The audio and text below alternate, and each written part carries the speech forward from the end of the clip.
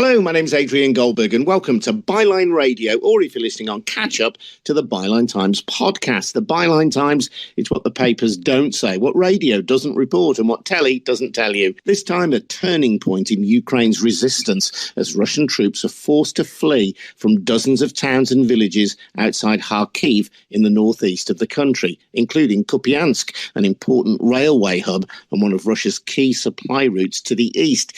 There are suggestions that the invading forces were outwitted after Russia redeployed troops to Kherson in the south of the country, where Ukraine launched another recent offensive.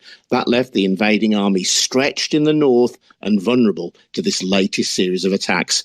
We'll be getting a view of life inside Ukraine from Zarina Zabrisky, who is in Odessa. She's a regular correspondent for Byline Times and other outlets as well, who has recently been to Chernobyl, amongst other places. Before that, just a reminder that Byline Radio and the Byline Times podcast are funded by subscriptions to the Byline Times. It's our brilliant monthly newspaper, edited by Harvey. We can report without fear or favour and hold the rich and the powerful to account, because our funding comes from ordinary subscribers, people like you. There is no millionaire backer, no corporate interest telling us what to say. So please, if you can, subscribe to the Byline Times. You get more details at our website, bylinetimes.com. That's at bylinetimes.com. And if you have already subscribed, thank you very much indeed. So then to Odessa and Zarina Zabrisky. Zarina, welcome once again to the Byline Times podcast and Byline Radio. Great to hear from you. And it sounds like, and I don't want to trivialize this because we're talking about war and the deaths of people, but it sounds like a good moment for Ukraine at the moment. Well, yes, Adrian, and thank you for not taking it lightly, because when we are speaking about success and advances at the front, of course, the first thing that comes to my mind is the amount of wounded and unfortunately dead, because as military experts say, the part that is advancing loses 3-1 compared to the adversary. So that should be remembered. But having said that, yes, I just came back from the central street in Odessa, Deribasovska, and the whole street is dancing. There are flags everywhere. Of course, mind you, they were dancing every weekend in summer and like starting early spring. But the atmosphere is different. Like you could feel that people are celebrating and there is this certain silence or certain expectation. It's very special.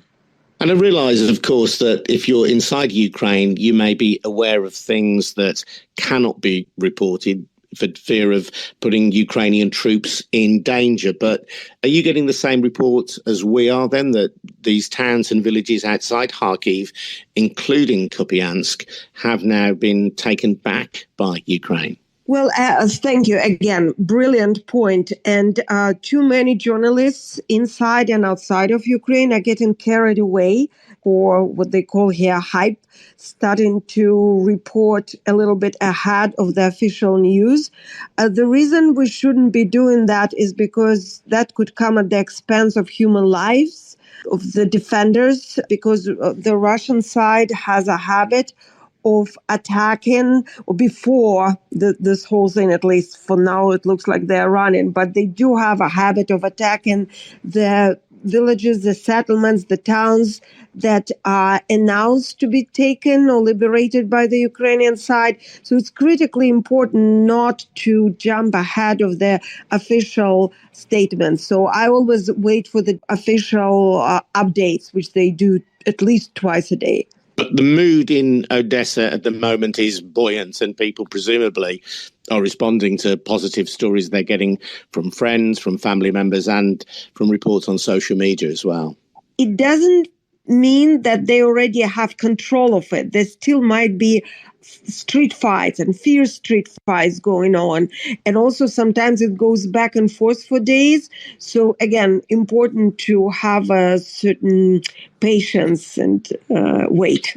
You and I have spoken previously, Zarina, about the nuclear power plant at Zaporozhia, but you've also been to Chernobyl, of course, the scene of a nuclear disaster in years gone by. Just tell me about that. Well, the reason I have been visiting the nuclear power plants or trying to do so, because Zaporozhia is not available for most journalists to visit unless you're working for the Russian government. You are not allowed inside. You can only come as close to being on the other side of the riverbank in the city of Zaporozhia. So I went there and we spoke from there, and that was an important moment. And another important moment for Zaporozhia today, and not a week or not a day, I should say, without an important moment for Zaporozhia, because today the unit number 6 was disconnected from the remaining power line, which means that the whole complex, the whole station was off energy and it was being shut down, which means that it is going to switch on diesel fuel. And that's very dangerous, Adrian, because there's a limit to how much fuel they have available. And once there's no fuel to power the station, the coolant system can stop working, and then the working reactor number 6 could overheat, and also, and very dangerously so, the nuclear waste can overheat. And this is a very, very simple take on it. If you want to know more details, by now I have a good article with a lot of details. I interviewed a lot of experts, so there's a lot of good details there in the Byline Times on Zaporozhia nuclear power plant, and another one in Euromaidan press on what can go wrong at Zaporozhia station. And also there's a By Wire News new program that I'm doing on YouTube, and I give pretty detailed breakdowns there. But I did go to Chernobyl to answer your question, like making a little loop here. And here we have an air raid just started. Sorry. You might even hear it, but You have to go, by the way. If you do, no, we don't go anywhere at this point. I mean, my bomb shelter is about 15 minutes away. By the time I'm there, if they are bombing us, it will be history. And I'm downtown Odessa, so very, very calm about it for a woman under attack. Well, I mean, just so that today I believe it's the 6th air raid in our area. So, you get used to it. So what I was going to say is that in Chernobyl, I was able to interview a lot of staff, personnel who worked there under the Russian occupation, and people who were in charge at the station, the general director of the center that is responsible for the whole radioactive safety and security in Chernobyl zone. So this is the person who's been there ever since 1986, dealing with the Chernobyl safety, radioactive safety. And I have an exclusive story on if you remember, on the Red Forest trench digging by the Russians. Yeah. I got all the documents, I got the pictures, I drove by it, and it's coming next week on Byline News. It was absolutely fascinating to investigate the story, to actually see with my own eyes, because I myself couldn't believe it to the very end until I saw all the evidence. So that's coming. That was very interesting. But does that mean then that Russia's actions at Chernobyl run the risk of releasing radioactive waste into the atmosphere, just to boil it down to basics? Well, yes, they have done it. They've raised a lot of radioactive dust in the air. Fortunately, under the normal weather conditions, it settles down within 14 days locally. And because the local personnel and people who live there, because believe it or not, I met people who live in Chernobyl, and this is another aspect of it. It's really fascinating. And I will be talking to Heidi about that too. So like bits and pieces will be coming to you, lots of stories. But back to the personnel and back to the personnel knowing rather what not to do means that the personnel was relatively safe, but the soldiers, the Russian military, ignored every single rule of radioactive security. And most likely, according to the experts I talked to, they put their health at grave risk. And to go back to Zaporozhia, forgive me if my pronunciation isn't perfect of that, the other nuclear power station, though, but the nub of that argument, I'm looking at your article now at bylinetimes.com about that. The nub of that article is that if you de-energize the plant, that's actually the most dangerous moment. People might think, oh, well, the nuclear power plant is being switched off there, but the point is that can lead to the failure of the cooling systems and damage the active zone of the reactor plant and storage. So kind of switching it off, to put it in layman's terms, actually isn't an answer. It isn't a safe answer anyway. No, exactly. That's what I was trying to say. And I know it's not an easy concept, but by now I spoke to so many experts from both Zaporozhia and Chernobyl and some other experts as well, Western, and they all agree. There is a consensus that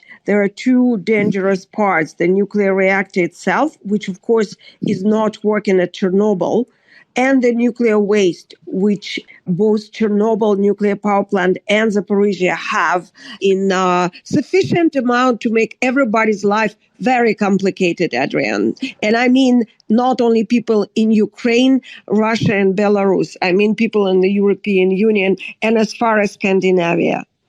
It's interesting that as we're speaking now live on Byline Radio, and of course this will be available on the Byline Times podcast after this date, but the date that we're speaking on is the 11th of September, 9/11, as the Americans would have it, and a day where we remember the thousands of people who were killed in those awful Islamist terror attacks on the Twin Towers. But you had a thought, I think, about state terrorism and the parallel really between what's going on in Ukraine and what happened on 9/11.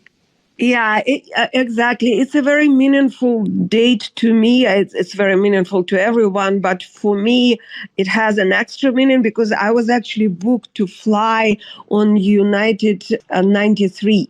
Wow. The one that decided to fight. Yeah, and I changed the ticket at the last moment. And I just lived with it and didn't talk about it for a long time. I only spoke about it 7 years ago just because I couldn't process it. But it's definitely a special day which make you think about what is your destiny and what are you doing here, because it's like almost, it sounds trivial about the second chance, but it's true. I was supposed to be on that plane. So yes, it does make me think about the terrorism, the whole terrorism concept, because at the time we were just faced with terrorism at that scale, at that level, which of course is not the beginning of terrorism, because if you look at the history of terrorism, the honor of having the first terrorist act belongs to Russia. And this was for revolutionary groups back in the 19th century, late 19th century. There was the People's Will, Narodnaya Voля groups that decided that they need to be killing the Tsar and certain prominent figures in the Tsarist Russia to change their society. So Russia has a very long history of terrorism. But not to go that back far in history, Putin himself started his reign with exploding the buildings, the residential buildings in several cities, actually, and they're known as the apartment bombings. I don't know if you're aware, Zarina, the most recent episode of the Byline Times podcast, I speak to Dr. Yuri Felshtinsky. He's one of the co-authors of a book called Blowing Up Russia, which is about the apartment block bombings in 1999 when Putin was prime minister.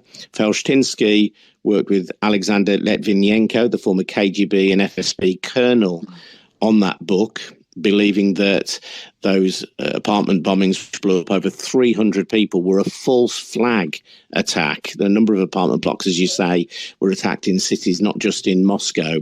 Oh, absolutely. And it was used then by Putin, who was then prime minister, as justification for the second Chechenian war and for a really brutal suppression, which strengthened his grip on power and paved the way for him to become president. That's exactly right. I know Yuri Filshtinsky very well. We worked with him on several projects, and I interviewed him for my previous show, and he is the best expert to speak about that matter. Another good person to talk to is David Satter. He wrote a book about that, but Yuri Filshtinsky is the leading one, and of course he was there all alone, and he knows it A to Z. But I was around too, and it was a common knowledge. It was very straightforward and clear how it happened. And this is the strategy that Putin has been using ever since. He depicts an external enemy. This is not a new tactic and not invented by Putin, obviously. It's as old as the world. And so there's a scapegoat. In that case, it was Chechen terrorists. And, it's a travel and scapegoat term because then it could travel currently at Ukrainians, but it could be anyone, really.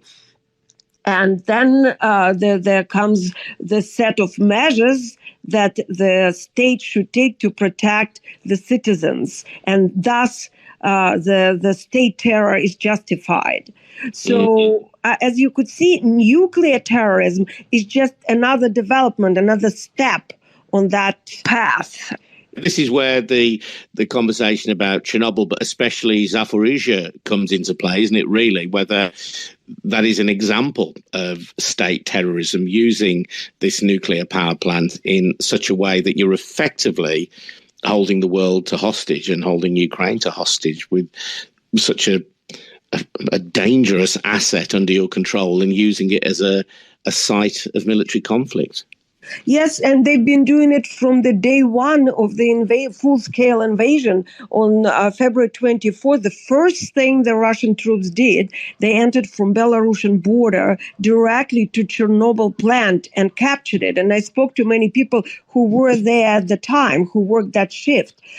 So that shift was inside the plant, and they were about to leave. And of course, they were not allowed to go back to their satellite town of Slavutich, which I also visited. And they had to stay there in captivity, working at gunpoint for over a month. And I spoke to many people from the shift, and they all told me how difficult it was and how dangerous it is, because a person working at gunpoint and sleeping in a chair at their workplace are likely to make a mistake. And a mistake at a nuclear power plant, and especially a troubled nuclear power plant at Chernobyl is, or Zaporozhia, because at this point it's troubled as well, since the Russian military have been shooting at the objects and infrastructure inside the territory of Zaporozhia. So it's really on the brink of a disaster. Speaking of Zaporozhia right now, Chernobyl, fortunately, was liberated in the beginning of April. And it has a number of issues as well right now they're dealing with, but it is not occupied by the military. You spoke just in the little preamble before we started officially recording this about going back to Odessa. You are a citizen of the United States, but you've got historical roots in Ukraine, and you said Odessa now feels like home. Yes, it does. It was very sweet to come back after I've been on the road about 40 days, Adrian, and I missed Odessa really badly, especially August in Odessa is beautiful. But I'm actually thinking that I might travel now that the areas around Kharkiv are being liberated. I probably should go and report from there. And that takes me back. We didn't talk very much about the counteroffensive. So if it's okay, I'll say a few words about what. Please, yeah. Because I know a lot of people are interested, and it's definitely the subject that needs to be covered. Yeah. So what we can say, we speak about strategies a lot today, and I've been speaking about strategies this whole week. So this is where where Russian strategy didn't stand up to Ukrainian military thinking. And that reminds me that many political analysts have been saying over the years that Putin is good at tactics, but he's not good at strategies. And that's where it shows, because Ukrainian military commandment and Ukrainian authorities, they did this brilliant move. They kept talking about Kherson counteroffensive. And for those of you who have been following, you've heard that. And there was a lot of impatience, and people were saying, oh, where is this Kherson counteroffensive already? And the Russians were making fun of it.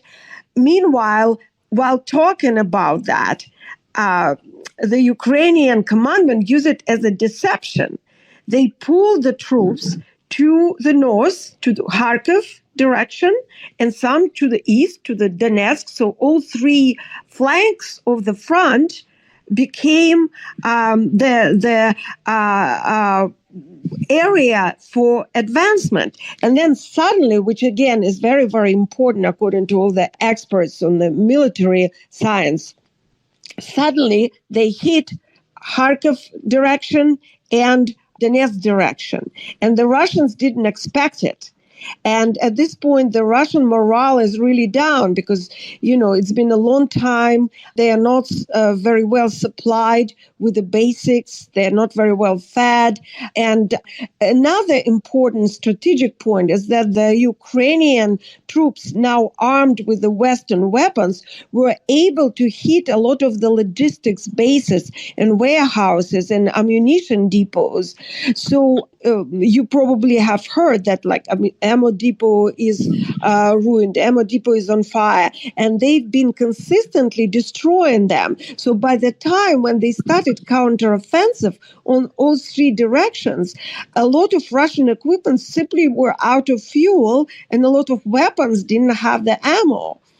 And so, as you could see, right now, the Russians are retreating or running, as it's being reported. We see a lot of videos, and there's a lot of jokes that the best suppliers of weapons to Ukrainians are the Russians. It's like the best Lend-Lease program because they live in a lot of working equipment. They can't take them. They have to run on foot or borrow civilian cars and so forth. Yes, so the Russians are unwittingly, through what they describe as a strategic redeployment, but which Ukrainians would see as running away, are actually gifting lots of this ammunition, lots of this artillery to the Ukrainian army. And I mentioned the town of Kupiansk. This is a really significant hub, isn't it? If Kupiansk has been retaken by Ukraine, because that's used as a supply line. It's a big railway hub to supply Russian forces in the east of the country, in Donbass, for example, one of the areas that was seized by Russia in 2014. So if these areas, and particularly Kupiansk, can be taken back, that is not only a blow in terms of morale for Russia, but it's actually a practical military advantage to Ukraine. Oh, absolutely. Absolutely. And both points are very important. The morale is critical. And also in terms of the hub, in terms of the logistics, it is a very important move. And of course, moving into the Donetsk Oblast is critically important for Ukrainian morale, which is already so high, because like you said, Adrian, the Russians annexed these areas and they first attacked them in 2014. So seeing fights going close to Liman in Donetsk Oblast, or in the whole area, it's called Slobozhanщина, actually. The Luhansk, Donetsk, and Kharkiv Oblast altogether are called Slobozhanщина.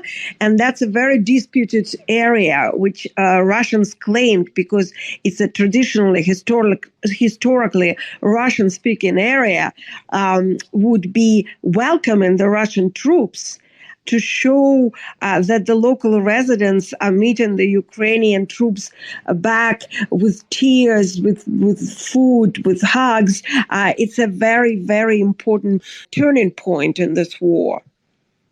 So, yeah, we've got a couple of questions, Zarina, that listeners are asking. This is from Graham. He says, could this be Putin's nuclear bomb without actually launching one? Yes, absolutely. They call it a dirty bomb, and pretty much every expert I spoke to said that that's a possibility, and that, I mean, Putin blamed the Ukrainians of having a dirty bomb, and he has a habit of gaslighting. So whatever he's saying or accusing others of, he has in mind. So that's a pretty good indicator. So that's a question about Zaporozhia, really, then, that could be effectively a nuclear weapon without they wanted to use Chernobyl as well, and I will be talking about that in more details on Heidi's podcast, and then in my next show on By Why. But that's exactly right. Both Chernobyl and Zaporozhia were intended to and could become, not Chernobyl at this point, but Zaporozhia could be used as a dirty bomb. Just one final thought, actually. Chatting to Yuri Felshtinsky, and I would urge listeners to go and listen to the previous episode of the podcast where he does talk about the role of Gorbachev in allowing or encouraging the serialization of the book Blowing Up Russia in an independent Russian newspaper called Novaya Gazeta.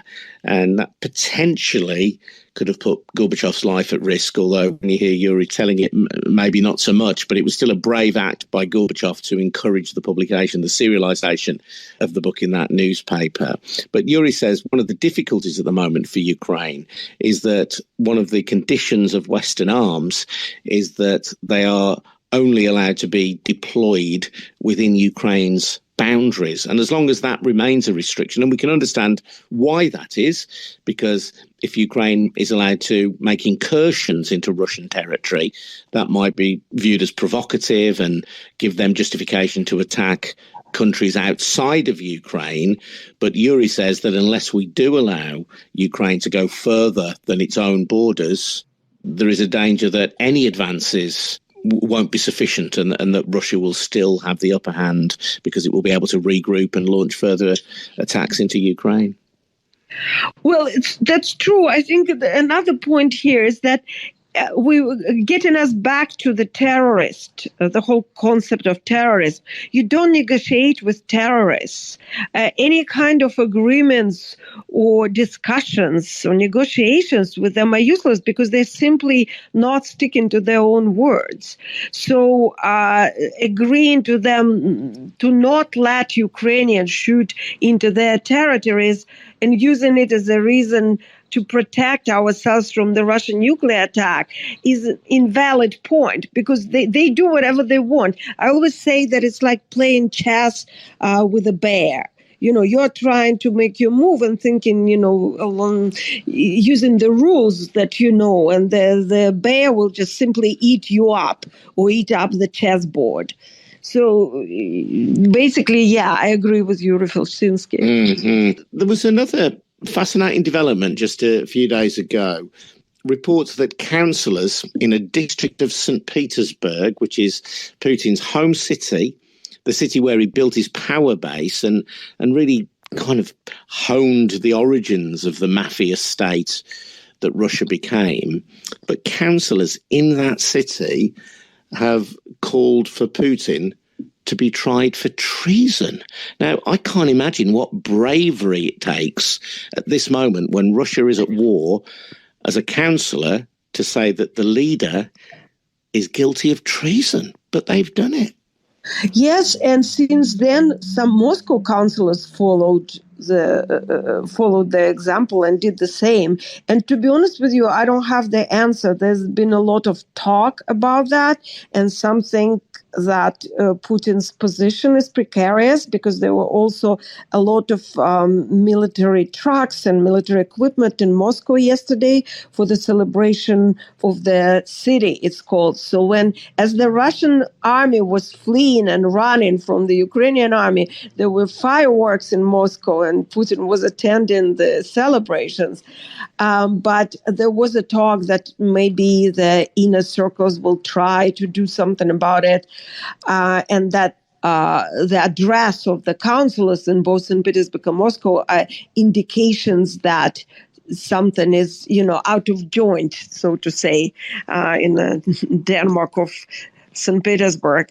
But I really don't know. I can't comment on that. Anything is possible in that place, and nothing makes sense. So, Zarina, thank you. Great to speak to you. And do check out Zarina's recent article, Putin's Nuclear Brinkmanship in Ukraine. And we always point people to your articles in Byline Times, both in the print edition and on the website at bylinetimes.com. But we know that you have other outlets as well. The best place for people to start with those is to follow you at Zarina Zabrisky on Twitter. You write for the Euromaidan Press, and you've got a regular podcast as well.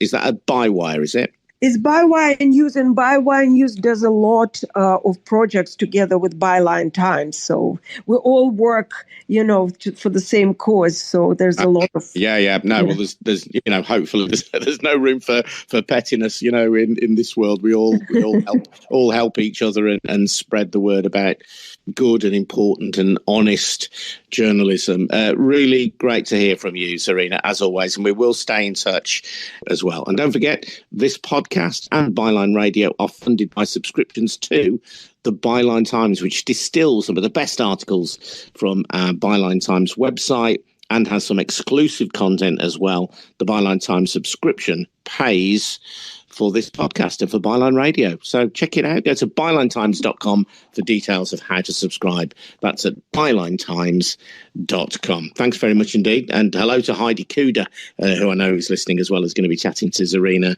very shortly, and we'll promote that podcast via our socials as well. I'm Adrian Goldberg. You've been listening to the Byline Times podcast and Byline Radio. Thanks to Zarina Zabrisky. Thank you to you. We'll see you again soon. Cheers now. Bye-bye. Thank you, Adrian.